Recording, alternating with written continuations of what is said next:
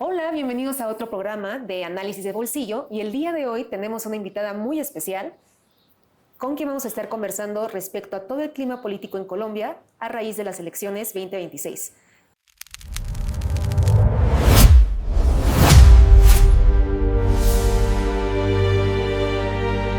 Con ustedes, Ana Carolina Gómez Rojas. Ana Carolina, muchísimas gracias por estar con nosotros el día de hoy. Es un honor tenerte aquí en este espacio. Muchas gracias, Andrea y a Darwin, por la invitación. Estoy muy contenta de estar aquí. Al contrario. Muchas gracias. Bueno, Ana Carolina es profesora, investigadora de aquí, es colombiana, profesora investigadora aquí en México, especializada en política y economía, ¿no? Doctora en ciencias políticas y sociales por la UNAM y actualmente es miembro del Sistema Nacional de Investigaciones, de Investigadores e Investigadoras, ¿no? Red Académica y Científica de Colombia en México y colectiva Entramados del Cuidado, ¿no? Entonces, bienvenida, muchas gracias nuevamente por estar aquí con nosotros. Entonces, el tema que nos trae el día de hoy es para conversar acerca del contexto electoral, como lo decía Andrea, en Colombia. Acabaron de pasar las elecciones del 8 de marzo, que fueron únicamente legislativas y de consultas interpartidistas, ¿no? Entonces, probablemente habrá gente de aquí de México que vea este tema, entonces vamos a tratar de como explicar todo el panorama lo más que se pueda y qué significa cada cosa, ¿no? Entonces, pues, bienvenida y pues en primer lugar, pues, ¿cómo viste toda la dinámica del 8 de marzo aquí en las elecciones? Bueno, pues lo primero es decir que es diferente vivir las elecciones de tu país cuando estás fuera. A mí me ha pasado, de hecho, que desde que salí de Colombia estoy más atenta. Ok, sí, pero puedo mirarla con más distancia, claro, porque en el día a día, pues cuando estás dentro, estás en mil cosas. Sí, sí. Pero al estar afuera, entre que lo extrañas y que vas dándote cuenta de la importancia, creo que estar fuera me ha permitido estar más atenta y mirarlo un poco de manera menos emocional, porque lo primero que hay que decir es que la política es altamente emocional y mueve muchas emociones y a veces se nos olvida o no queremos reconocerlo, pero eso es una parte fundamental. Y pasa mucho en las elecciones. Entonces, pude observarlas desde aquí, participé también votando. Y lo primero que podría decir es que, por supuesto, hay cosas que sí se mantienen. Es muy interesante ver que a pesar de las críticas fuertes dentro del país al gobierno actual, el pacto histórico sigue siendo la fuerza legislativa más importante. Y creciendo, ¿no? Y creciendo, ganó más curules. Sí. Y sin embargo, el error sería ser triunfalistas en ese sentido. Y siempre que hablamos de un lugar, lo hablamos no de manera neutra. Yo no voy a ser neutra en ese sentido. De origen. Por supuesto. Sí, sí. Pero sí es muy importante no ser triunfalista en el caso del gobierno actual, porque muy cerca va la segunda fuerza, que es el Centro Democrático, exacto, que aumentó también sus curules. Sí, una gran sorpresa, ¿no? Al parecer. Y además, si miramos los partidos que vienen detrás, son partidos que podrían apoyar más a la derecha que a la izquierda. Exacto. Okay. Y en ese sentido, quien gobierne la tiene difícil, tanto de derecha como izquierda, de todos modos. Ese es uno de los retos que queríamos tocar, pero previo a eso yo voy a abogar por los que, si no sabemos cuál es el sistema político de Colombia, cuál es su forma de gobierno, cuál es su sistema electoral, así muy resumidamente, cuál sería la anatomía del Estado colombiano, para entender a ciencia cierta de qué tipo de elecciones estamos hablando. Es fundamental esa pregunta, sobre todo porque además es diferente al caso mexicano, claro, donde aquí en México tenemos una federación. En el caso de Colombia somos un gobierno unitario, centralizado, aunque descentralizado en términos administrativos, pero sí hay una dependencia grande al centro político. Pero históricamente Colombia sí ha logrado consolidar tres poderes. Creo que no ha habido una captura total nunca del poder ejecutivo hacia el poder legislativo. Yo sé que hay estudios que un poco intentan demostrar que Colombia es muy presidencialista, pero en los hechos el poder legislativo con los años ha venido tomando mucho más fuerza, sobre todo desde la última reforma electoral del 2002, no es la última, pero desde el 2002, con la reconfiguración de los partidos que intentaba quitarle peso a los dos partidos tradicionales, el poder legislativo se ha transformado y tiene mucho peso. Eso quedó muy bien demostrado en el gobierno saliente, que empezó con una fuerza legislativa, pero que fue reconfigurando esa fuerza y no le permitió gobernar con ciertas reformas muy importantes, como la de la salud y la pensión. Entonces sí es una fuerza del Poder Legislativo que es capaz de hacerle contrapeso al Poder Ejecutivo, ¿no? Y por esto esas elecciones son más importantes. El día que yo fui a votar me encontré con el cónsul de la Ciudad de México y justamente me decía que él percibía que antes las elecciones del Poder Legislativo para los colombianos y las colombianas no era tan importante, como que el colombiano promedio tenía en su cabeza, las importantes son votar por presidente. Creo que es muy de latinoamericano. Y es muy latinoamericano porque efectivamente la figura del presidente es como la que además creemos que nos va a cambiar todo. Pero está también ese digamos, desentendimiento de que es un sistema completo, ¿no? Claro, de que no solo está el presidente. O sea, si el presidente no tiene el apoyo del Congreso, pues no puede gobernar. No puede gobernar, básicamente. Bueno, en el caso colombiano, ¿no? O porque gobernar por decreto, pues... Igual acá, con todo y el peso de la presidencia, sí el Congreso es una fuerza importante. Pero en Colombia, sí a nivel electoral, las elecciones de Congreso han venido aumentando. Antes toda la concentración estaba en las presidenciales y ahora ha aumentado. En Colombia el voto no es obligatorio, como en otros países, y esta vez votó un poco más del 50% del censo electoral. Y eso es alto para nuestros registros, digamos, para un país en donde no es obligatorio, es alto. Eso quiere decir que sí hay una conciencia mayor de que las legislativas importan y de que lo que pase en el Congreso contribuye directamente al proyecto político del presidente, ¿no? O sea, parte de esta anatomía que estamos, bueno, ya nos estás planteando, hablaríamos también de una sociedad politizada. ¿Dirías que los colombianos son una sociedad, con esto que dices, de que ya hay un mayor interés por la legislatura, ¿no? Bueno, las elecciones legislativas. ¿Dirías que esto ha promovido a que haya mayor politización en cuanto a construcción de diálogo, en cuanto a... Yo creo que en cuanto a la movilización del voto, pero no necesariamente la movilización del diálogo. Creo que Colombia históricamente ha sido una sociedad muy polarizada. Creo que las elecciones son momentos de mayor polarización y creo que el momento histórico que estamos viviendo es uno también de los más polarizados. En parte porque no habíamos tenido un gobierno de izquierda y este fue el primero. En parte también por la misma posición del presidente, que a veces no contribuye justamente a pensar en grises, diálogo, ¿no? Sino en blanco y negro.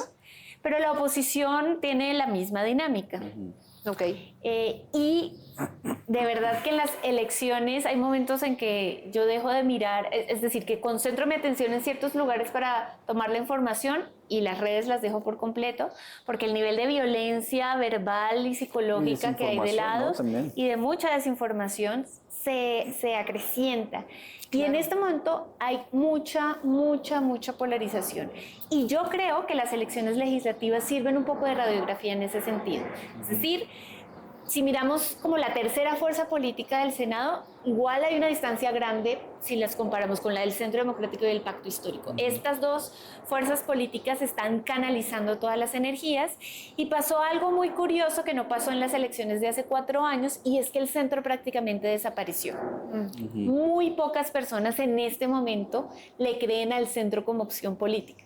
Para mí habla, aunque es muy arriesgado llegar allá, pero sí habla del nivel de polarización, es decir, de esta posición del votante de conmigo es todo o nada, a mí no me sirve que nos sentemos a acordar, es que no, yo quiero esta posición. Y entonces se marcó mucho más claro. Por supuesto sí hay votantes que van al centro, pero es poco. Y eso pues es fundamental ahora para lo que viene para las campañas presidenciales. Claro. Y, por ejemplo, en esa parte que tú dices, bueno, se dice también que fue el primer gobierno de izquierda. Importante, sí. Ahí escuché ese otro día una entrevista que le hicieron a Paloma Valencia, que es la candidata del Centro Democrático que estamos hablando, que el Centro Democrático es un partido de derecha o a veces extrema derecha, ¿no? Y ahora es esta segunda fuerza dentro del Congreso. Pero ahí decía, no es cierto que haya sido el primer gobierno de izquierda, porque ya ha habido en el pasado otros gobiernos de izquierda. Yo difiero un poco, pero pues ¿cómo lo ves tú? Porque, por ejemplo, Ernesto Samper es el del liberal, ¿no? Él dice que también es de izquierda, entonces ¿su gobierno fue de izquierda o cómo fue ahí la cosa? Esa es una muy buena pregunta, porque todos tenemos espectros políticos que son limitados. Y entonces, por supuesto, para una persona como Paloma Valencia, Ernesto Samper es un tipo de muy izquierda. De hecho, ella dice, como forma de mostrar que ella es capaz de pensar en la diferencia, que ella está casada con un mamerto y es una persona que, si le preguntamos al partido del presidente actual, es una persona de centro derecha. Entonces, por supuesto, esos espectros tienen que ver más con la posición inicial desde donde empiezo. Si yo empiezo muy en el extremo, me va a parecer izquierda lo que está casi en el centro. Yo diría que sí, no, es decir, que se supone que el Partido Liberal, sobre todo desde que se fundó, o sea, desde los años 30, se suponía que encarnaba discursivamente una posición que podríamos decir que es de izquierda, pero que la historia nos ha demostrado que se volvió el mismo establecimiento y que no había un programa verdaderamente reformador, a pesar de varios intentos. El mismo partido se ha intentado reformar, hay una ola que es la del nuevo liberalismo, que recoge sí posturas de izquierda muy interesantes, pero no ha sido más bien una izquierda reformista. Y estaría bueno pensar entonces qué adjetivos darle al gobierno de Gustavo Petro, si un gobierno progresista, pero sin duda es una ola nueva política para Colombia. Y lo que pasó en el gobierno de Samper del 94 al 98 es que era un gobierno del Partido Liberal con ciertas posturas de izquierda, pero que era heredero de las viejas formas de hacer política. Es como, y esa pregunta se la pueden hacer aquí en México, ¿qué tanto el PRI, por más de que fuera heredero de la Revolución Mexicana, podíamos decir que era un partido de izquierda que de verdad quería cambiar las bases, cuando se ha vuelto el poder político instalado? Era un poco la pregunta, y esa es la duda, ¿no? Entonces, formalmente puede ser que sí hubiéramos tenido gobiernos del Partido Liberal, y que dentro del programa del Partido Liberal hay principios de izquierda, pero no habíamos tenido un gobierno que rompiera un poco las lógicas políticas tradicionales. Claro. Más bien. Eso es un punto importante que a mí me gustaría traer a la mesa, porque generalmente, digo, de una politóloga va a valer mucho la reseña, pero generalmente se tiene muy estigmatizado lo que es derecha e izquierda, y se tienen como cosas completamente polarizadas, y no saben los matices, no saben que hay centros, que hay intermedios y demás. Entonces, muy brevemente, como para romper con ese estigma y poder ver los matices a raíz de lo que estamos viendo en el Congreso y lo que pueden ser proyecciones para las elecciones que se vienen, ¿qué es estrictamente ser derecha? ¿Qué implica ser izquierda? Bueno, también es una muy buena pregunta, porque hay varias personas dentro del campo de la ciencia política que dicen eso se agotó, no nos sirven esas categorías para pensarlo, de hecho nos hacen más daño. Y yo en algún momento estuve de acuerdo, pero me parece que hay un riesgo en botarlas muy pronto al bote de basura, porque hay un riesgo de despolitizar el debate político, de decir, no, las soluciones son más bien técnicas, lo que necesitamos es un discurso técnico, cuando el discurso técnico también es una posición política, que niega las diferencias. Entonces, ahí hay que tener cuidado con blanquear todo el discurso y homogenizarnos, porque la homogenización es también una forma de violencia política. Lo que pasa es que efectivamente son cajones que a veces terminan siendo muy rígidos y que ya no nos dicen nada. Yo les diría a grandes rasgos que hoy nos podría servir un poco para pensar en que la izquierda puede ser más bien un proyecto político, o quienes a veces toman esa bandera de la izquierda intentan pensar en proyectos políticos de redistribución de la riqueza, digamos, eso es muy importante, de beneficio a las comunidades históricamente excluidas, y de una posición que no es totalmente antiestablecimiento, pero sí es una posición crítica a las fuerzas históricas del Estado.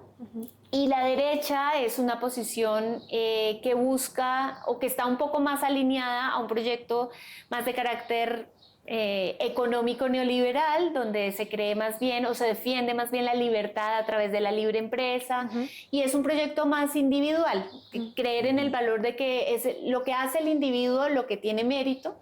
Se habla mucho de meritocracia, pero otra vez yo no hablo de manera neutral. A mí la dificultad que le veo al proyecto es justamente que niega las desigualdades estructurales previas. No podemos llegar de manera individual a algún lugar si tenemos esas desigualdades. Ahora, esas diferencias a veces son más reales en términos teóricos y en los papers. En la práctica de la vida política, los partidos políticos no solo no están peleados, sino que los partidos políticos y el poder político tienen prácticas muy similares. Entonces, en eso de decir, yo me pongo la bandera de la izquierda, yo le pongo la bandera de la derecha, no quiere decir por sí mismo nada. Lo que tenemos que ver son las acciones reales de los diferentes, yo ni siquiera diría hoy de los partidos, ¿no? Sino como de los procesos políticos. Sí, porque, por ejemplo, aquí en México está la crítica justo al partido Morena, ¿no? Que en el discurso se dicen de izquierda y unos se dicen marxistas y esto,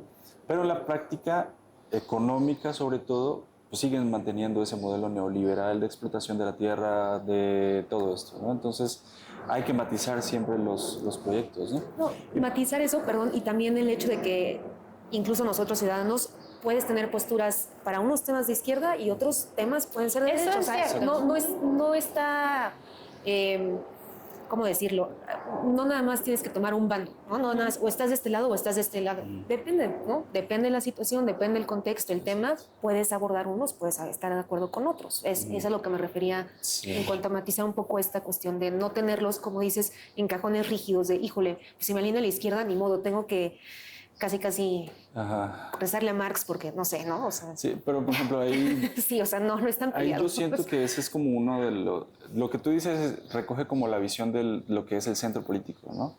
Que ellos a veces dicen, no, pues es que esto sí está bien, pero me gustaría también agarrar de esto, como de ambos lados. Pero yo siento que ahí está la debilidad, ¿no? Porque es como en Colombia les dicen tibios. O por ejemplo a Fajardo, que es uno de los candidatos eternos a la presidencia, le dicen siempre el tibio porque nunca toma una postura. Entonces eso confunde a la gente. Bueno, ¿qué me espera con él? ¿Esto o lo otro? ¿No? Entonces eso también...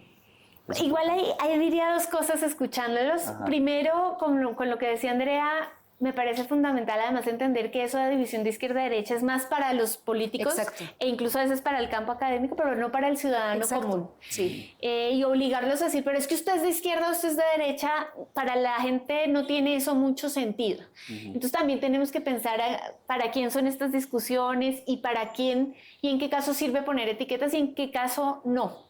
Yo pienso también, tengo la oportunidad de trabajar acercándome a ciertos mujeres rurales, por ejemplo, y en el mundo rural esa división tampoco importan otras cosas, ¿no? Entonces a veces el tema es también que desde nuestro centralismo, además muy urbano, pensamos categorías que a la gente no le están diciendo mucho, ¿no? Entonces habría que ver para qué es relevante seguir pensando, ¿no? Lo que le importa a la gente es tengo trabajo, tengo que comer. ¿Y quién me lo está dando? ¿Y quién me lo está facilitando?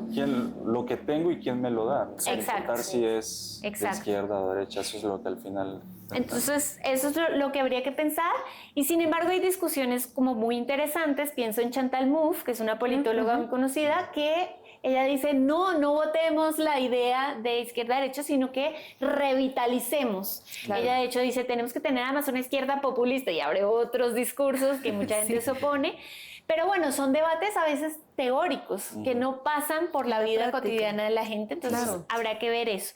Y con respecto al centro, yo entiendo que la gente a veces lo considere tibio, porque no siempre podemos evitar el conflicto. El tema con el centro político es que a veces termina queriendo producir consensos cuando socialmente no estamos listos. Y lo hablo un poco de manera más sociológica, sin entrar a juicios de valor. Yo creo que hay momentos de la sociedad, de cada sociedad, donde no hay posibilidad de diálogo. En nuestra propia vida, qué sé yo, si estamos peleados con nuestros padres, obligar a veces a un consenso Otra vez, puede ser un momento de violencia. Hay momentos en que estamos listos y hay momentos en que no lo estamos. Hay momentos en que queremos expresar la rabia y necesitamos espacios para expresarla, necesitamos hacer duelos socialmente, y hay momentos en que estamos dispuestos más al diálogo. Y esa sensibilidad nos permite dejar de tenerle miedo al conflicto, porque políticamente le tenemos mucho miedo, pero está siempre presente. Claro. Y a veces ese conflicto se vuelve violencia por no darle espacios de socialización. Es que esto que dices es primordial, porque una definición de política es conflicto, ¿no? El conflicto es inherente. Y es diferencia, claro. Pluralidad, exacto, ideas, pensamientos, opiniones. La cosa es qué hacemos con ese conflicto. Claro. ¿Deriva en violencia o deriva en unas elecciones donde vamos a ver qué ideas sí, qué ideas no, y nos vamos a ir turnando, ¿no? No van a ser las que predominen. Entonces, eso es muy importante, no, exacto, romper con este estereotipo de conflicto como algo malo necesariamente. Sí. Por ejemplo, ahorita que hablábamos de izquierda, derecha y todo esto, ¿qué les parece que si hablamos de cuáles son los partidos que ahorita, porque tú ahorita nos comentaste de Pacto Histórico, dijimos del Centro Democrático, pero ¿qué significa cada uno de ellos? Sobre todo los más importantes, ¿no? Porque hay otros partidos que no recogen ni el 1% de intención de voto, ¿no? Pero, ¿qué nos podrías decir de los partidos más importantes en este momento del contexto electoral? Bueno, pues el Pacto Histórico no es un partido como tal, sino un movimiento que agrupa a 3 partidos históricamente de izquierda. Bueno, y el Partido de Colombia Humana, que era el partido del presidente Gustavo Petro. Y la propuesta yo creo que es la continuidad justamente del gobierno actual en términos de reformas profundas, reforma agraria, que muy pocas personas conocen, igual que sí hubo avances que no habíamos tenido nunca en la historia, la reforma en la salud y la reforma en la pensión. Es decir, son reformas estructurales que son grandes deudas sociales que tenía Colombia, pero aparte hay un componente muy importante y es el de saldar la desconexión histórica que hemos tenido con los territorios fuera de la capital o de las capitales de la ciudad. Reivindicar la posición de movimientos de base, indígenas, afro. Ahí tengo que hacer una acotación, y es que hay un gran desafío para el Pacto Histórico actualmente, y yo creo que en eso Iván Cepeda es muy inteligente, pero sí hay una sensación de deuda con lo que pasó con Francia Márquez, que ha sido la vicepresidenta de Gustavo Petro. Gracias a esa alianza, Gustavo Petro pudo llegar a la presidencia porque muchas personas creían directamente en el proyecto de Francia Márquez, que es una líder muy importante afrocolombiana, pero se sintió cierta instrumentalización en estos 4 años. Y eso es una deuda que puede un poco cobrarse ahora el Pacto Histórico. La actual vicepresidenta, la actual fórmula vicepresidencial de Iván Cepeda, que es el candidato a la presidencia por el Pacto Histórico, es una líder indígena que además es senadora, Aida Quilpué, y no es un personaje decorativo, así como Francia no lo es, pero es muy importante que se le dé un verdadero lugar de poder político a esas figuras, claro, porque esa se supone que es una deuda que quiere saldar el Pacto Histórico. Y por el otro lado, la fuerza del Centro Democrático, que ya sí es un partido que se ha venido consolidando desde la primera presidencia de Álvaro Uribe Vélez. Él llegó con otro partido, el partido de la U, pero ya luego se fue formando el Partido Centro Democrático. Es heredero de esa agenda que comenzó a instalarse en Colombia desde el 2002, donde hay un discurso de securitización o de que lo que necesitamos justamente es acabar con las bandas criminales y con los criminales, donde hace parte también las FARC, entendidas así lo lee el Centro Democrático, donde lo importante justamente es la libre empresa, es crear riqueza, y pues es un discurso que se ha instalado muy profundamente en prácticamente la mitad del país, que eso es muy importante decirlo otra vez. Cuando nos paramos desde un lugar a otro, creo que escuchar de cada bando como, no, esos mamertos de izquierda son unos poquitos, ¿no? Y lo mismo de parte de la izquierda, como esos fachos son unos pocos. Pues no son un poco, es la mitad y la mitad prácticamente del país. Y lo que nos falta es entender qué es lo que nos está llevando a cada bando a seguir alimentando las mismas posiciones. Porque a veces creemos que tenemos que sentar y yo te convenzo porque tú no sabes. Esa persona ya tiene todos los argumentos comprados y no vamos a poder entrar en diálogo. No está dispuesta a escuchar ya más allá de o te convenzo o no.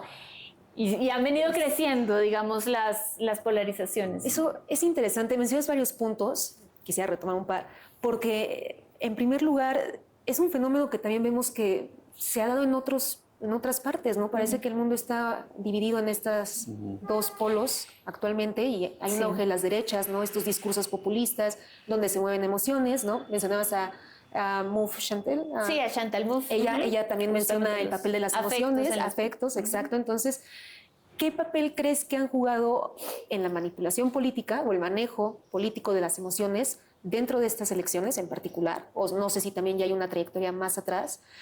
Y respecto a lo que mencionábamos de esta cuestión de las vicepresidentas, ¿no? ¿Cuál es la demografía en general de Colombia? O sea, ¿quiénes conforman a Colombia? ¿Quiénes son los colombianos? ¿Y qué tantos de esos colombianos sí se ven reflejada la representación en el Congreso? O sea, ¿realmente hay una representación de la población colombiana? ¿De toda la población colombiana? Pues bueno, esa última pregunta es más compleja, pero voy a empezar por ahí. Ok, sí. En el caso del Congreso, un poco también como en México y en casi todos los sistemas legislativos, hay dos cámaras. El Senado tiene representación nacional, son 100 curules, 106 curules, y entonces el voto es nacional, y ahí no podríamos hablar de que hay una representación de las diferentes Colombias. En el caso de la Cámara, que son más curules, representa un poco sí a los 32 departamentos, y ahí es muy interesante ver la votación, justamente porque es un poco distinta a la del Senado. La del Senado todavía se mueve mucho desde el centro, con intereses que se dicen nacionales, pero que son muy sectarios de las élites muchas veces. Y la representación en la Cámara por departamentos muestra no necesariamente una representación fiel de quienes componen esos departamentos, sino más bien los caciques políticos que hay en esos departamentos, que son distintos un poco a los nacionales. Perdón, ahí tantito.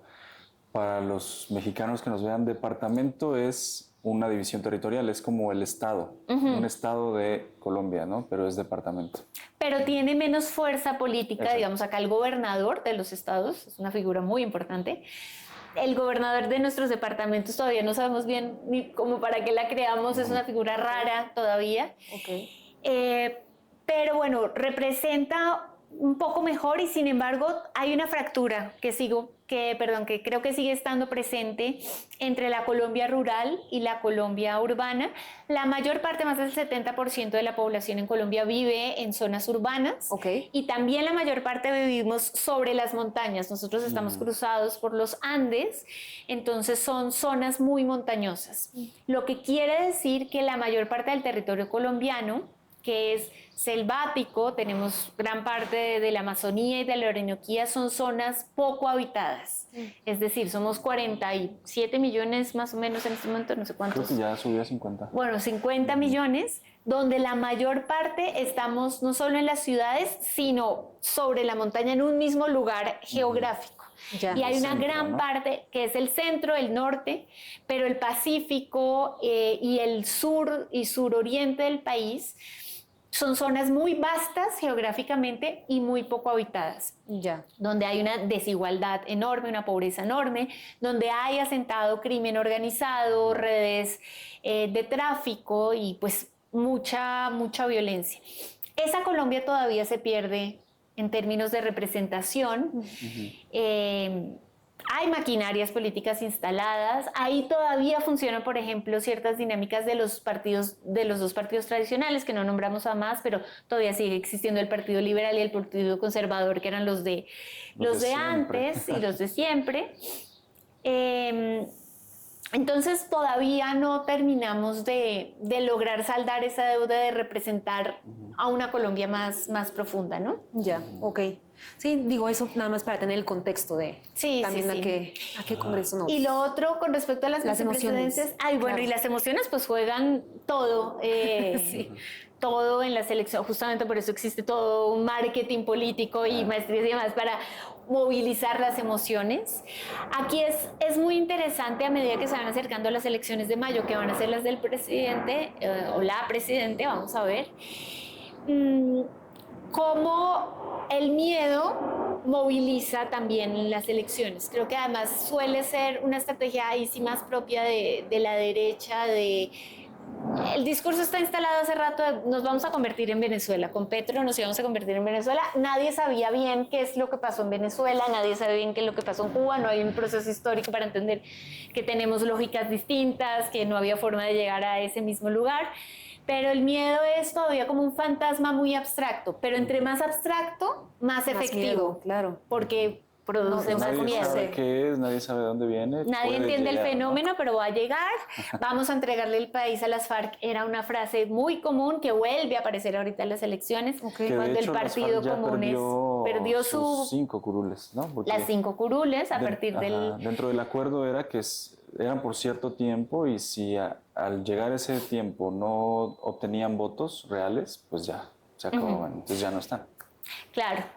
Y eso moviliza, ¿no? Mucho, sobre todo a veces al votante que el resto de los 4 años no está metido en política ni le interesa, pero que ahorita empieza a votar y no sabe por quién votar y entonces compra discursos fáciles porque para saber votar se requeriría tiempo y demás, y bueno, la gente por la vida misma no lo hace, entonces compra esos discursos fáciles, o el tema de, pues, Petro Guerrillero es un criminal, es un narcotraficante, y entonces reproducimos esas lógicas cuando otra vez falta meterle ahí la mano, o por el otro lado también con comentarios desobligantes, la fórmula vicepresidencial de Paloma Valencia, que es quien representa no solo el Centro Democrático, sino un poco a la derecha ahora, por la consulta que se hizo.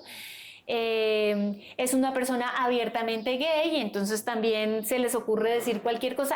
Es muy interesante que a veces creemos que las emociones se mueven para oponernos entre izquierda y derecha. Y por ahora no es así, eso va a pasar de la primera a la segunda vuelta.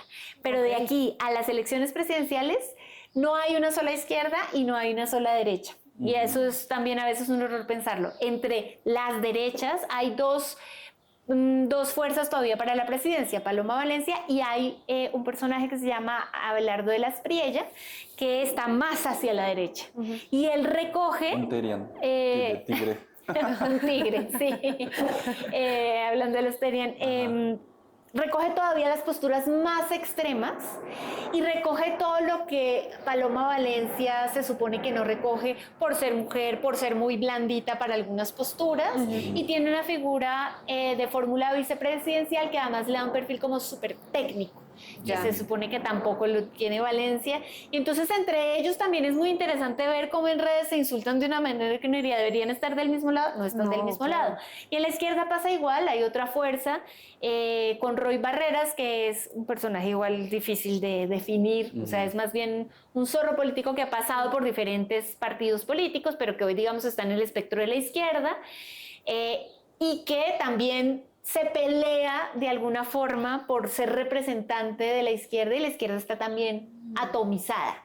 Entonces no es dos bandos, ahorita tenemos muchos bandos que entre ellos también se pelean, y las emociones ahí son claves porque no hay argumentos. Es decir, hay argumentos disfrazados de argumentos técnicos, todos creemos que estamos hablando, es que la pobreza bajó y no sé qué, pero depende, no miramos ni dónde sacamos la cifra, ni quién la está diciendo, que tienen que ver más es con las emociones. Y creo que las dos emociones que más se mueven en elecciones son el miedo y la esperanza. Así todo el tiempo pasamos de una a la otra. Y lo que nos garantice salir del miedo es por lo que votamos, o lo que nos produzca cierto nivel de esperanza es por lo que votamos, ¿no? Qué interesante. Sí. Y por ejemplo, en eso que decías de Juan Manuel Oviedo, que es la fórmula vicepresidencial de Paloma Valencia, no sé si viste una entrevista que hicieron en la revista Cambio, que Juan Manuel Oviedo dijo que Bueno, le que preguntaron apoyaba. a Paloma Valencia que si apoyaba o no el matrimonio, la adopción de niños por parte de parejas del mismo sexo. Ella dijo abiertamente que no, cuando su fórmula vicepresidencial pues es un hombre homosexual que probablemente quiera adoptar un niño. Entonces, ¿cómo tú ves ese matrimonio ahí como forzado así a la fuerza?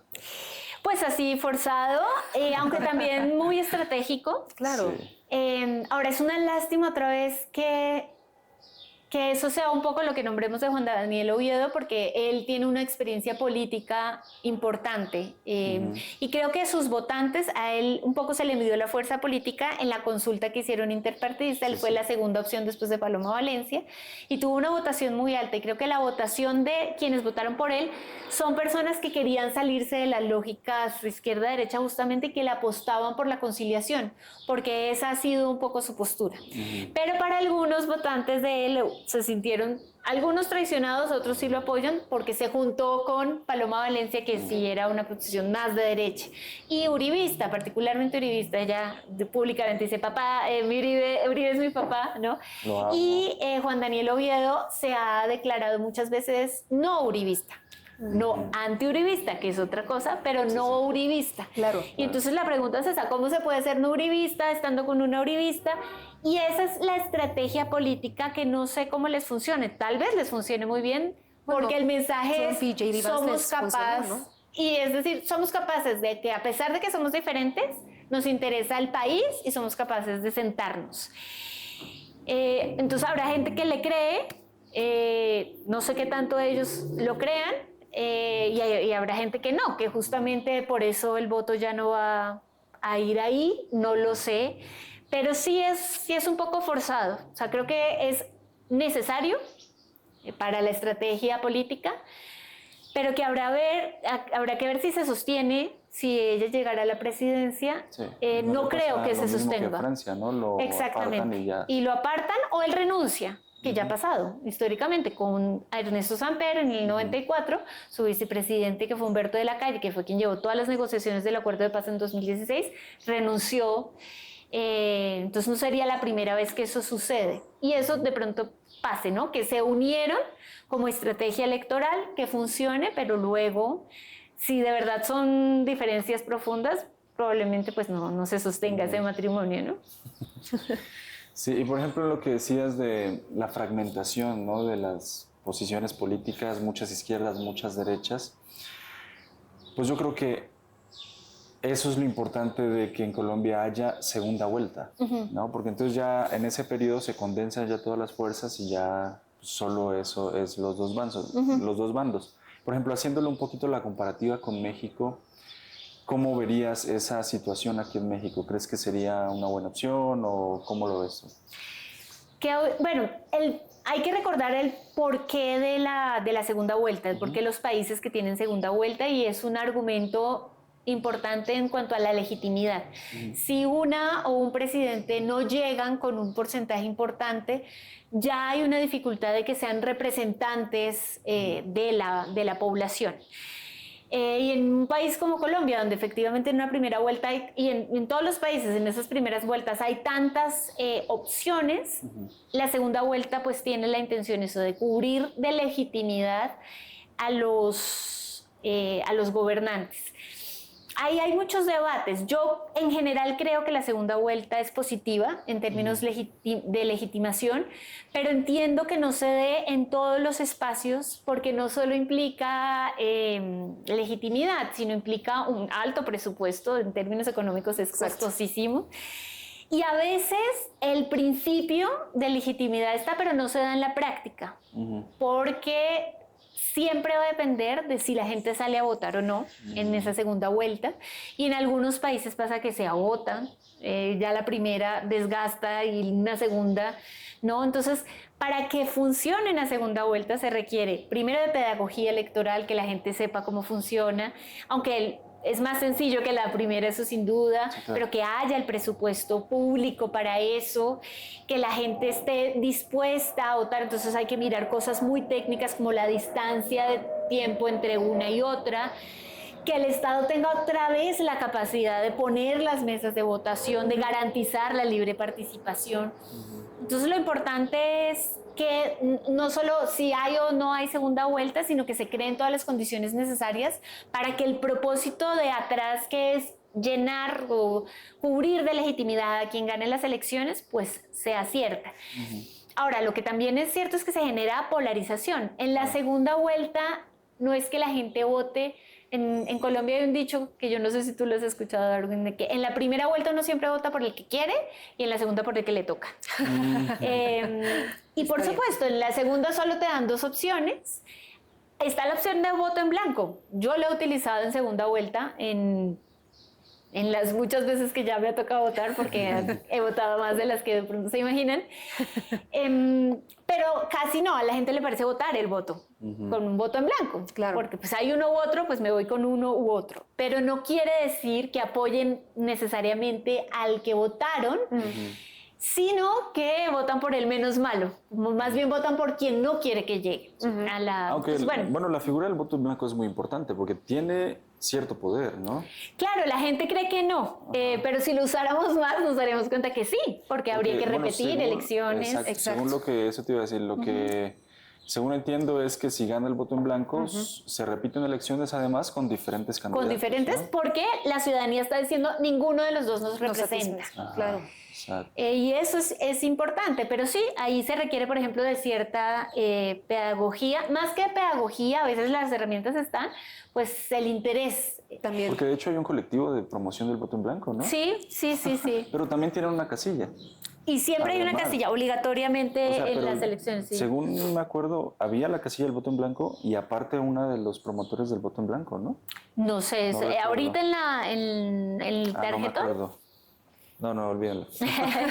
No, pero el voto en blanco siempre es obligatorio, por supuesto, como opción en cualquiera de las elecciones. Exacto. Entonces, bueno, pero entiendo que no, y entiendo que la gente además sienta que es un voto perdido. Acá en las elecciones, en todas las elecciones, pero en las presidenciales en América Latina yo creo que se nota mucho más. Hay también un triunfalismo importante y por eso las encuestas juegan un rol fundamental. Hay países donde se está debatiendo si se deben publicar o no las encuestas de percepción. Ya. Por una razón, y es que la gente dice, si va ganando esto ya ni siquiera voto. ¿Para qué voto? Sí, ¿no? Aquí nos pasó con la caída del sistema, ¿no? Tradicionalmente, por eso la desconfianza en las elecciones y por eso el órgano por excelencia tiene que estar ahí, porque pues más allá de poder implementar este sistema o no, si ahora con los magistrados no te puedes decidir por qué magistrado votar, ¿no? Y ahora imagínate, segunda vuelta, ¿no? Todo el mundo se va a quedar apenas hubo una reforma de la ley para encuestas y cómo se deben hacer, para que reflejen la opinión, que hubo todo un debate también que no vamos a entrar en eso, Pero sí hubo una reforma justamente porque tiene que reflejarlo, pero nunca va a poder reflejarlo. A nosotros se nos olvida que las encuestas no se las hacen a los 50 millones de colombianos o a los votantes, que son 41 millones, muestras. Sino muestras. Claro. ¿Y entonces en qué lugar sacan las muestras, no? Y a quienes le preguntan. A mí, la verdad, nunca me han encuestado. No, a mí tampoco. No sé si son por qué vía. Entonces, se nos olvida eso y lo tomamos como verdad. Claro. Y de hecho, en el discurso electoral aparece, los candidatos lo sacan, ¿no? Yo que tengo Vamos esperando, ¿no? Por ejemplo, las encuestadoras en Colombia dijeron que el 40% más o menos de los colombianos que podían votar iban a participar en las consultas, no solo en la legislativa, sino que querían participar en las consultas. Y no pasó eso. Y no pasó, casi un poco más del 20% participó, pero con ese 40% ya estaban jugando los candidatos de ahí voy a saber la verdad de mi fuerza electoral. No, entonces con eso hay que ser cuidadosos, pero creo que no deberíamos llegar al extremo pues, de no publicar encuestas, ¿no? Claro. Entonces, hay que pensar cómo hacerlas, cómo trabajarlas, qué tanto la gente las asume, las consume, como parte de la estrategia política también, ¿no? Exacto, la confiabilidad que tengan también. Claro. Porque también son maquinarias, ¿no? O sea, son empresas que le van a... Que otras no son neutras porque no hay esa neutralidad en este momento. Así puedas hacer la trazabilidad y demás, pues sí, se hacen en unos lugares, se le preguntan a unas personas. Entonces, pues con eso hay que ser cuidadosos, porque además luego generan, tal vez esto pase, no, a mí no me gusta pensar, ser profeta porque eso siempre sale mal. Esa parte de la ciencia política a veces no me parece útil. Porque entonces, pero usted no dijo y no pasó esto. Pero puede ser que estas encuestas generan expectativas que luego se sienten como traición o como engaño o como fraude electoral, cuando a veces no es necesariamente así. Doy un ejemplo. Ahora quien va llevando la batuta de intención de voto es Iván Cepeda.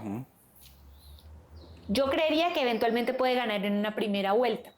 En segunda vuelta, o sea, creo que si él no gana en primera vuelta, la segunda vuelta es muy compleja, porque ahí sí se une toda la fuerza de derecha. Que ese fue el escenario del 2022 con Gustavo Petro, ¿no? Exacto. Que ganó en segunda vuelta, pero con un margen muy estrecho. Y porque el otro ya era un personaje un poco ya muy estrambótico, que no es necesariamente el caso de Paloma Valencia. Entonces ahí hay que tener cuidado, pero qué sé yo, si no ganara Iván Cepeda, por supuesto la sensación de hubo fraude, no sé qué, porque las encuestas todo el tiempo mostraron que él iba a ganar, pues no es necesariamente así. No quiere decir que no haya fraudes, pero son dos dimensiones que hay que ir separando para entender la lógica de los resultados reales, ¿no? Claro.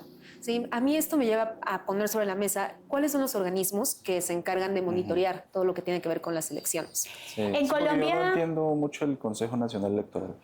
En Colombia la Registraduría Nacional del Estado Civil es quien organiza las elecciones, quien hace las capacitaciones, quien pone las urnas, pero el Consejo Nacional Electoral tiene una función muy importante, no en el momento de la organización de las elecciones, sino antes y después. Antes, porque es quien avala, quien hace el aval de los candidatos. Entonces es como una suerte de veeduría política de quién puede participar y quién no. Y eso pues es fundamental, o sea, es el Consejo Nacional Electoral el quien te dice si puedes participar o no. Justamente en las elecciones que acabaron de pasar fue el Consejo Nacional Electoral el que prohibió a Iván Cepeda participar en las consultas porque ya había tenido una consulta, es decir, ahí bajo argumentos que algunos consideran una estrategia política, en fin. Pero el Consejo Nacional tiene la función de dar el aval para quienes pueden participar, de sancionar a quienes no deben, y entonces por eso es tan importante el momento anterior. En el momento ya de las elecciones, todo el cuerpo de las elecciones y la infraestructura la lleva la Registraduría Nacional del Estado Civil y es quien además da los resultados. En este momento está haciendo el escrutinio. Tenemos unos resultados de preconteo, pero es la que hace otra vez la revisión y ahí es muy interesante porque sí cambian las cifras, o sea, es probable que haya 2 curules más, por ejemplo, para el pacto histórico. Eso pasa a veces porque no se registran todas las actas de manera digital o porque se modifican, incluso con software. Ya en 2014 hubo un gran escándalo en ese sentido. O los jurados de votación o por negligencia, ignorancia o por decisión deliberada consideran votos inválidos, votos que sí son válidos. Y eso lo tiene que revisar uno por uno luego la registraduría. Hacer esa revisión, que se hace con muchos testigos electorales. Eso me parece fundamental. Ahí yo tenía la duda porque he visto, por ejemplo, en redes sociales, ya recuperamos otra curul, ¿no? ¿Y eso cuándo termina? O sea, ¿cuándo termina ese escrutinio? ¿No hay un tiempo reglamentado? No, y puede durar meses. Es probable que hasta julio todavía, o sea, lo importante es que pase hasta antes del 20 de julio, que es el momento en que se instala el Congreso. Pero hasta ese momento todavía, porque es un proceso manual. Muy largo, sí. Y como les decía, ¿dónde pueden participar veedores? Y ahí los partidos son muy importantes, eso yo quiero reconocerlo. Que muchas veces no se ve lo que hacen las personas de manera voluntaria y son las que sostienen los sistemas muchas veces de participación ciudadana. Y son gentes que en su tiempo y quitando el tiempo están ahí pendientes, ¿no?, de que eso pase, de los diferentes partidos. Yo he sido, pero ahí en el consulado. En las elecciones. El día de la elección, ¿no? Eso también es muy importante. Pero esta, la que están ahorita, es larguísima y es dura. Wow. Es dura, sí. Sí, pero eso también me lleva entonces a preguntar cómo es el voto en el extranjero del colombiano. O sea, si yo soy una colombiana viviendo en México o viviendo en Francia o viviendo en Canadá, ¿cómo me puedo acercar para emitir mi voto? En el consulado de cada país, y esa es una buena pregunta porque ahí hay mucha dificultad. Sí. Más o menos es un porcentaje de la población que está fuera alto, pero quienes podemos votar, no recuerdo ahora el censo, pero sé que la participación en estas elecciones fue Creo que es un poco menos. Son 5 millones los que están fuera. Sí, pero no todos están son inscritos. Como No dos o todos algo de votan, votación. sí. No estoy seguro, hay que verificar. Pero... Son, sí, yo creo que son más o menos 4 millones de personas, pero en estas elecciones votaron más o menos 240, o sea, más o menos el 20% de quienes podían votar en el exterior votaron. Esa es una participación baja. Sin embargo, creció entre 2022 y 2026, subió un poco, pero sigue siendo baja y ahí hay que preguntarse por qué, y es que sí hay dificultades en participar. O sea, el gobierno colombiano lo hace a través de los consulados. Tú vas ese día al consulado, de hecho toda la semana, eso sí es muy positivo, los consulados se abren de lunes hasta el domingo de la elección para que la gente pueda moverse, porque el problema es que no hay consulados en todas las ciudades donde están todos los colombianos, sino suele haber en la capital de cada país, y en casos como México, que es tan grande y que tiene tanta población, hay también en Guadalajara, hay también en Monterrey, probablemente van a abrir uno en Tapachula. Pero mientras eso no pasa, si yo estoy, qué sé yo, en Calima, en Cancún también hay. Pero si estoy en otros municipios, hay una gran dificultad, porque implica dinero, que yo pida permiso en el trabajo, que yo cambie mis dinámicas, y no siempre se puede. Exacto. Entonces ahí tenemos muchos retos, y ahí también creo que ha hecho una labor muy interesante la Mesa Nacional de la Sociedad Civil para las Migraciones, que es un espacio de participación donde se están señalando estas necesidades. Y eso se le ha señalado, los colombianos en el exterior tenemos una curul especial para el Congreso. Esa no existía antes, y es un espacio que muchos colombianos no saben que existe.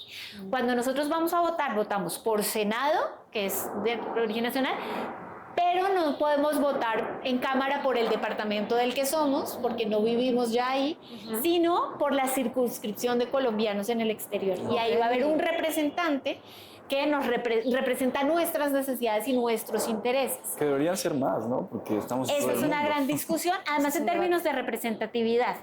Quienes votamos, por ejemplo, en el exterior, para estas elecciones fuimos más que los que votaron para elegir a representantes de departamentos como Arauca, además, o sea, sí estamos subrepresentados con un solo representante, y eso es un debate que también se está dando, y por eso es muy importante que como colombianos en el exterior participemos de esos debates, que sepamos que existen esas instituciones.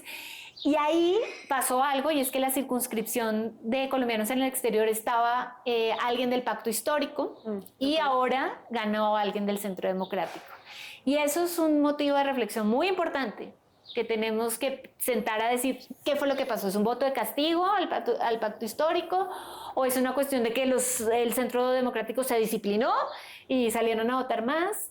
¿Por qué se perdió esa curul en el exterior? Porque entonces las necesidades cambian probablemente. Ahora el perfil es otro, se beneficien también a otros grupos de colombianos en el exterior, ¿no? Claro. Porque pues es un reto logístico. Yo, por ejemplo, como representante, ¿cómo conozco a los que están en España, o los que están en China, o los que están, o sea... Sí, o sea, eso, y posible. Quise traer el tema a la mesa también, porque es muy importante cuando estamos en el exterior, y a veces no estamos conscientes de estos mecanismos que nos proporcionan, ¿no? En México sí se puede hacer vía electrónica, creo que también se puede enviar vía correo tu voto. En Estados Unidos pueden votar en Estados así, Unidos, ¿no? No sé si en todos los países, exacto, pero en Estados Unidos sí. Eso me parece impresionante. Entonces eso facilita, pero al mismo tiempo no hay mucha información, no todos los mexicanos saben que pueden hacer eso, y asumen que solo es yendo al consulado, y pues sí, o sea, si tú vives, como mencionabas, en una cierta demarcación, o incluso en el mismo estado, pero Washington te queda, ¿no? O sea, son 3 horas de camión, lo que sea, se complica. De acuerdo. Pero también contextualizándolo para que lo entiendan, porque luego a mí me preguntan, pero ¿qué importancia tiene alguien que vive en el exterior que vote? O sea, ya no vive en el país, a él, ¿qué le impacta y demás? De una politóloga contextualizándolo, ¿por qué sí sería importante entonces votar, aunque no estemos residiendo en nuestro país, en este caso Colombia? Esa es una fantástica pregunta. ¿Importa? Porque no sabemos si vamos a regresar primero, entonces, o porque nuestras familias continúan allí, entonces lo que sigue pasando en Colombia sigue siendo importante, pero también porque nuestros derechos como ciudadanos siguen siendo vigentes a pesar de que no estemos en nuestro país, pero tenemos otras necesidades. Y por eso hay que participar, justamente para visibilizar nuestras necesidades en el exterior como colombianos. Y esa curul de quienes nos representan es fundamental. Hay debates muy importantes. Colombia, por ejemplo, es uno de los pocos países que permite a sus residentes fuera tener pensión en el país. Okay. Yo puedo quedarme a vivir a México por siempre, pero si yo trabajé, que fue mi caso, alcancé a acumular antes de llegar a México 10 años de pensión, tengo derecho a esa pensión y tengo derecho a seguir cotizando y pensionarme por el régimen colombiano. Ok, está súper. Y son cosas que no sabemos y a las que tenemos derecho. Tengo derecho también, por ejemplo, como colombiana en el exterior, a pensar en justamente los derechos de pasaporte, los derechos de entrada y de salida a los otros países. Por supuesto, hay unas necesidades y unos derechos que todavía siguen siendo vigentes y que necesitamos hacer visibles, Claro. pero además porque la ciudadanía, en ciertos sentidos, en muchos otros está más precarizada, pero en otros es transnacional y hay debates que afectan de manera colectiva. Hay temas de acuerdos binacionales, multilaterales, en términos de educación, de salud. Entonces, ¿qué quiere decir que yo sea una colombiana que viva en Vancouver? ¿Cuáles son las relaciones que tiene mi país con Canadá? No, pues hay unos. Entonces yo puedo acceder, pero necesito que el Estado colombiano lo siga garantizando. Exacto. Todo eso solo puede pasar si participo en la vida política y la forma de participar en la vida política, la primera es a través del voto, de saber quién me representa, quién es la persona que está hablando por mí en el Congreso, porque hay una persona desde hace varios años hablando por los colombianos en el exterior en el Congreso. Y si ni siquiera sabíamos que eso sucedía, bueno, pues está, en este momento se llama Carmen Ramírez, que justamente es del Pacto Histórico, y hay que pensarlo, o sea, le ha dado un rol muy importante a los migrantes en situación de irregularidad y demás, entonces ahí está puesta la atención. Si yo estoy de acuerdo, apoyo, si no, tengo que decir algo, ¿no? Claro. Pero si ni siquiera aparezco ni me entero, pues tampoco gano mis derechos. Es un tema también de reclamar mis derechos y de ejercer ciertos deberes también que tenemos, porque no se acaban cuando salimos del país. Sí, no, sí, y gracias por puntualizarlo, porque sí, a veces se nos olvida, ¿no? Incluso aunque estemos de vacaciones, se nos olvida que seguimos siendo ciudadanos de un país y tenemos también derechos y obligaciones, ¿no? Claro, y que el Estado, con todo lo resquebrajado que está, el Estado Nacional en términos jurídicos sigue teniendo mucha fuerza en términos de garantías de derechos. Y entonces a veces se nos puede olvidar y a veces además es útil no estar pensando en términos de fronteras, pero hay momentos donde se nos recuerda el color del pasaporte. Claro. Y ahí entonces tenemos que pensar en si estoy haciendo lo posible para eso, para garantizar mis derechos y ejercer mis deberes. Que aquí en México eso es un tema muy sonado, ¿no? El hecho de la discriminación a veces muy extrema a los colombianos en los puertos de entrada, ¿no? Sí. A mí en lo personal nunca me pasó, pero sí por trabajo y eso he sabido de gente que ha sido muy maltratada en los puertos de entrada a México, ¿no? Aquí, sobre todo aquí en la Ciudad de México y en Cancún, es donde más he escuchado. Y pues son situaciones que, pues si no hubieran esos mecanismos, pasarían desapercibidos y ya sigue pasando como si nada, ¿no? Sí, sí. O hay una problemática de la que no se habla mucho y es muy grave en términos de derechos humanos y es de la población carcelaria de Colombia en México. A veces ni siquiera sabemos las cifras y es población que requiere de mucha ayuda consular, de mucha ayuda legal, de mucha ayuda económica en muchos sentidos. Y ahí es muy importante justamente quién representa a esos colombianos, que también son colombianos en el exterior, pero que requieren de otras necesidades, de otro tipo de gestiones, ¿no? Que ahí hay una falla también de las autoridades mexicanas, ¿no? Porque, digamos, por convenciones internacionales están obligados a notificar al consulado que hay un ciudadano de cierto país, ¿no? Y si no lo hacen, pues nunca se van a enterar. Claro. ¿No? Claro, pero también falta infraestructura justo para poder apoyar estos procesos. Y bueno, hay mucha reglamentación internacional hoy en día, pero ya sabemos que no funciona sola. No siempre se respeta, ¿no? Ni se respeta. Y en este caso que decíamos, en el caso de México, por ser una federación, ¿no? Así como pasa en Estados Unidos es más notorio. Sí. Allá los estados sí son, no independientes, pero sí se manejan como si fueran una cosa completamente distante, ¿no? Entonces aquí, en términos de leyes, exacto. Entonces, si tú les enseñas la Convención de Viena, te van a decir, a mí no me importa, la de Texas dice esto y yo me rijo Hubo un por lo de caso muy Texas. sonado, ¿no? Con eso. Sí, eso es ¿Cuál fue el Pues caso? el caso Avena es el el caso emblemático Avena, en el caso sí, sí, sí. mexicano, ¿no? Pero ha habido con unos hermanos alemanes, no recuerdo Los el nombre, que también son un híjole, precedente no me importante acuerdo. en cuanto a la comunicación de anunciarle a un consulado cuando una persona, ¿no? Es el artículo, creo que 3, o si no, ya en los comentarios nos corregirán, de la Convención de Viena. Pero sí, muchas veces las convenciones internacionales no se tiene conciencia, no se conocen de ellas y entonces no las Exacto. toman como legítimas, ¿sí? Y un poco ya para ir como cerrando, en todo este panorama de lo que se ha mostrado de estas elecciones, ¿no? De cómo quedó esta imagen muy polarizada, como comentaban, de derecha, izquierda y demás. ¿Qué nos puede decir esto en cuanto a un síntoma, ¿no? Que se está viendo de por qué está polarizada la sociedad, ¿no? Si ya es de años atrás o es algo reciente con la llegada de un partido de izquierda, ¿no? Al gobierno por primera vez, y cómo se podía proyectar. Ahora sí, digo, sí jugándole un poco a los brujos, pero un poco con todo lo que ya hablábamos, ¿qué panorama nos puede esperar, ¿no? Respecto a cómo se va a desarrollar todo esto? Bueno, pues igual como radiografía, intentando tomar las elecciones del 8 de marzo como radiografía, yo creo que sí lo que nos muestra es efectivamente una sociedad muy polarizada. Es una polarización que viene cocinándose a fuego lento. Ok. Yo creo que un poco desde 2016, con los acuerdos de paz. La apuesta del entonces presidente Juan Manuel Santos de haber llevado a plebiscito el acuerdo fue muy arriesgada, pero mostró algo, y es que no toda la sociedad estaba dispuesta a esos acuerdos. Okay. Y por diferentes razones. Creo que habría un error en decir que es porque a la gente le gusta la guerra. Eso es muy simplista. Ahí yo no entendí, porque en el plebiscito ganó el no. Ganó el no a querían la los paz, acuerdos.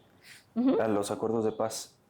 Pero ¿por qué luego sí se hizo? Ahí como que hay un... Porque... O sea, no entendí esa parte, ¿no? Pues porque el acuerdo ya estaba hecho y no podía echarse para atrás, pero desde ahí creo que hay una cierta herida. Sí, porque eso lo escuché apenas de Paloma Valencia en una entrevista. Y fue cierto, ganó el no queremos el acuerdo de paz, ahora no por mucho. Otra vez, ahí se notó un poco por primera vez que estaba mitad es una forma de decir, ¿no? Pero casi mitad sí, mitad no. Y no tuvimos tiempo de decir por qué, de sentar a entendernos de dónde venía el no. El no vino incluso a veces de la izquierda, de cierta izquierda ya muy radical, que no creía que las FARC debían entregar las armas, por ejemplo. Y eso es algo que se esconde a veces en el discurso, de que de hecho el acuerdo era muy débil. Otros que era entregarle el país, ¿no?, a las FARC. Pero había varias razones, no solo una, para decir no al acuerdo. Y entonces el acuerdo como que simplificó las cosas y luego se pasó un poco a las malas, no sé si es la forma de decirlo, pero pues había que ratificarlo porque ya estaba hecho, ya los compromisos internacionales se habían dado, y eso se sintió como una ruptura social. Creo que desde ahí es un punto, podríamos encontrar más puntos, desde ahí empezamos a estar más polarizados, porque se fueron cerrando posibles canales de entendimiento. Y creo que la llegada de Petro profundizó esa polarización. Hay una responsabilidad, por supuesto, a veces en su discurso, pero también hay una responsabilidad enorme en los discursos promovidos desde la derecha que quieren profundizar, porque la polarización es muy rica en términos electorales, sí, da muchos réditos electorales. Entonces yo creo que eso es lo que nos muestra, que seguimos siendo una sociedad polarizada, pero que no somos totalmente blanco y negro, otra vez que hay varios grupos que sin ser mayoritarios, de todas formas no le están apostando a eso, sino que quieren, por un lado, o conciliar, o muchos otros, el 50% que no votó, sigue sin interesarse. Exacto. Esa parte tampoco se nos puede olvidar, que hay otra mitad que tampoco está participando en la vida política. En las zonas rurales sigue siendo muy distinto, las razones por las que la gente no vota son además diferentísimas, y eso también nos sigue haciendo falta verlo. Entonces creer que la radiografía del Senado, la radiografía del país es falso. es más bien la radiografía de quienes quieren votar y quienes están ahorita participando de la vida política, pero hay toda una ciudadanía que es un poco menos de la mitad del país que no está participando y que hay que preguntarse por qué no está participando, ¿no? Y en cuanto a lo que nos espera, yo solo voy a repetir lo que ya se puede decir, que lo nombraba antes. Creo que el pacto histórico tiene una fuerza importante y habría incluso una posibilidad de ganar en primera vuelta, pero si no gana con el rango de diferencia que se necesita para que no haya segunda vuelta, tiene muchas dificultades y ahí creo que Paloma Valencia tiene una posibilidad grande, pero pues no quiero augurar nada. Lo que sí puedo decir es que quien llegue, si sea el Centro Democrático de alguna manera o el Pacto Histórico, en términos de gobernabilidad va a tenerla difícil por la configuración del legislativo. Sí. Porque tienen fuerza, pero nunca la suficiente. Para ser mayoría les falta muchísimo. Y las coaliciones, y con esto termino, en el Congreso no se forman ahorita. No es que este Congreso nos diga, se van a pasar tales reformas. Empieza después de las elecciones presidenciales, porque ahí es donde empiezan a moverse, a pagarse favores y todo, se empieza a mover. Exacto, ahí es donde se empieza a hacer que en ese caso, cuentas, ¿no? por ejemplo, Iván Cepeda, yo lo que he pensado es que tiene experiencia creando consensos, ¿no? Sí. Entonces yo digo que es un factor a favor, si llegara a ganar, de poder recolectar no solo el poder de la izquierda, sino otros sectores de centro y a lo mejor centro-derecha, que se puedan alinear, ¿no?, con los proyectos del gobierno. Pero para que eso pase, requiere que los separen de la figura de Gustavo Petro. Porque ese centro y centro-derecha no votaría nunca por Gustavo Petro por la figura de él, porque sí radicalizó mucho el discurso. Y a veces esa va a ser el gran reto de Iván Cepeda, que es una persona muy distinta en términos personales y que podría capturar, pero que requeriría que la gente identifique que es un proyecto de continuidad, pero con otro estilo de liderazgo, ¿no? De hecho, bueno, a mí en lo particular me gusta más la forma como lo está llevando Cepeda que como lo llevó Gustavo Petro. Sin duda. Una persona más estructurada, no dice nada al azar, más tranquila, como que es como, yo lo veo como la intención que tiene después de las elecciones, si llega a ganar, de buscar ese ámbito. Sin duda, ese gran acuerdo. Ok. Y pues bueno, ya para ir ya cerrando esta plática, esta discusión muy bonita, yo la he visto, es transitando un poco a lo internacional, que es como uno de los pilares de análisis de bolsillo, como se llama este espacio. ¿Cuál es tu radiografía, así muy resumida, de lo que es ahorita el panorama internacional? Y hacia dónde va, por supuesto. Creo que es un panorama muy complejo. A mí me parecería importante y me parece importante prestarle atención a las elecciones en Colombia, porque eso permitiría entender si México y Brasil no se quedan solos en términos geopolíticos dentro de la región, porque estamos viviendo un retorno fuerte hacia posturas no solo de derecha, sino recalcitrantes en muchos sentidos, y siento que México y Brasil se van quedando solos en temas fundamentales de derechos humanos, de migración. En términos geopolíticos es creo que un momento muy delicado, y sería también muy delicado que se le sumara también un gobierno de derecha que terminaría, como creo yo, aislando todavía más al gobierno actual en México y al gobierno de Brasil. Y creo que se necesita contrapeso al discurso que viene de Estados Unidos. Claro. Y creo que es un momento delicado en ese sentido. Creo que necesitamos justamente voces que logren consensos en algunos sentidos, pero por otros que logren decisiones firmes que por ahora no se pueden negociar otra vez, porque no todo se puede negociar. Hay momentos en que hay que decir, con esto definitivamente no.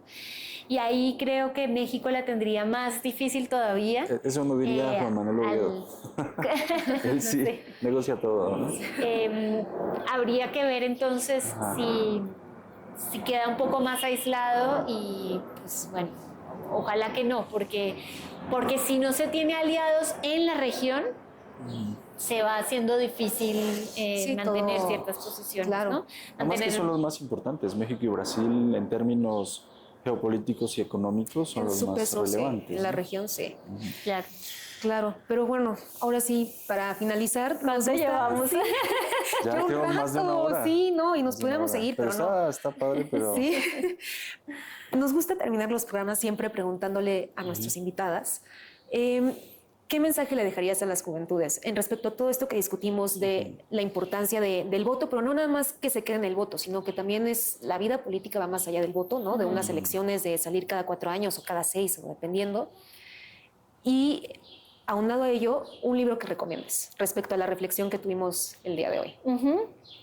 Bueno, pues igual el mensaje sería que intentemos separar lo agrio y sucio y el lado oscuro de la política, sí. porque hacer política y ser seres políticos no tiene que ver con estas prácticas, sobre todo de los partidos políticos, sino, como decía Hannah Arendt, hacerlo común.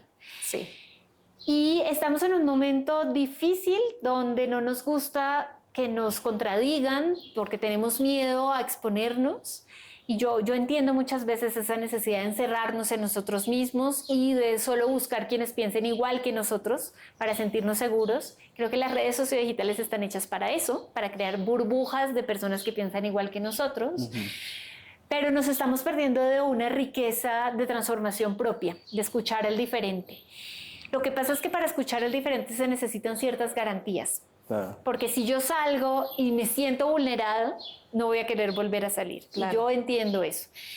Pero por eso creo que deberíamos animarnos a ocupar lugares, no necesariamente de la política tradicional, pero sí espacios colectivos. Que nos lancemos todas y todos a ponernos en el riesgo de venir y conversar con otras que piensan igual en términos de voluntariados. Los voluntariados son espacios importantes donde aprendemos muchas cosas. Si cada una y uno de nosotros tuviéramos un espacio colectivo que alimentamos, donde haya gente que piense diferente, pero con la que tengo que aprender a conciliar, creo que enriqueceríamos mucho la vida política y dejaríamos un poco de tenerle miedo a participar y apropiarnos de espacios que son nuestros y que se crearon para que nosotros ocupemos y no los políticos de turno. Entonces es un poco recordar eso. Y un libro para leer, estaba pensando en alguno de ciencia política, pero yo creo que vamos a tener mucho de análisis político y más bien deberíamos irnos a la literatura. Y creo que podríamos pensar en ensayos sobre la ceguera de José Saramago, que no habla necesariamente de elecciones, pero que sí nos ayuda a pensar el tipo de sociedad que somos y el miedo como factor que mueve lo que hacemos. Y yo creo que eso lo vamos a sentir mucho en momentos electorales, que además otra vez América Latina tiene un año electoral importante, no solo Colombia. Entonces, a veces la literatura nos sirve mucho para ver los grises. Y eso es lo que nos falta muchas veces, ver los grises. Wow, no, lectura fuerte, ¿eh? Muy buena recomendación. Pues, Ana Carolina, muchísimas gracias por estar con nosotros el día de hoy. De verdad, fue un placer tenerte aquí, tener estas reflexiones. Seguro a la audiencia le van a servir muchísimo y esperemos que no sea la última vez que nos acompañes. Muchas gracias y muchas felicidades por el espacio. Muchas gracias. Pues bueno, cerramos este episodio más de Análisis de Bolsillo. Espero que pues yo aprendí bastante. Muchísimo. Y recuerden que estamos en Instagram, en Análisis de Bolsillo, también en Andrea Rambal y Masha y sus libros, que es donde se comparte consejos de lectura y todas esas cuestiones. ¿Quieres compartir alguna red social? No tengo. No tienes. Ok, perfecto. Bueno. Entonces, pues bueno, les agradecemos mucho y nos vemos en un próximo capítulo. Adiós. Bueno, pues ya. Pues. Terminamos. No, un montón. Es que 45 minutos, ¿cuánto llevamos? Como 1 hora 20.